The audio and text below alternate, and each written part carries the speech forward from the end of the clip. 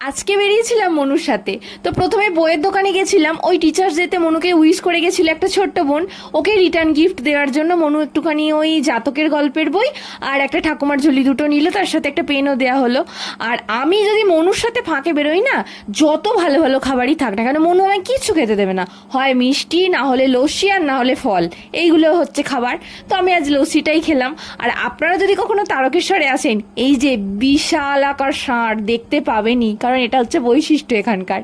তো তাড়াতাড়ি বাড়ি ফিরেছি, আর ফেরার পথে দেখছিলাম এই যে ছানাগুলো আজকে খেলছে ঠাকুর মন্দিরের সামনেই। নর্মালি তো খেলে না, বেশ ভালো লাগছিল দেখে।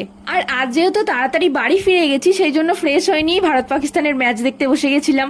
আর বেচা কাকা গেছিল মেলায়, মেলা থেকে আমার জন্য এগরোল নিয়ে এসেছিল। তো খেলা দেখতে দেখতে ভালোই এনজয় করে খেলাম, ভালো লাগছিল। আর আজকের ভিডিওটা আমি এখানেই শেষ করছি। আপনারা প্রত্যেকে ভালো থাকবেন, সুস্থ থাকবেন, লাইক শেয়ার সাবস্ক্রাইব করে পাশে থাকবেন। টাটা।